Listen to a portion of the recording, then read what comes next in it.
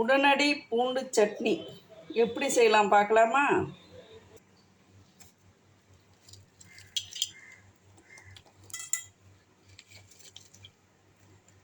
வெங்காயம், புளி, பூண்டு, கருவேப்பிலை, ஊற வச்ச காஞ்ச மிளகா, ஒரு துண்டு வெல்லம், உப்பு.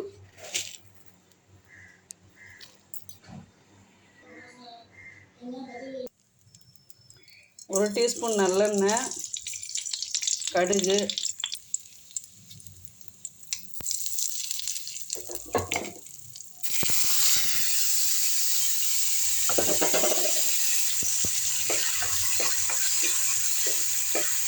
இந்த பூண்டு சட்னி இட்லிக்கு சூப்பராக இருக்குங்க.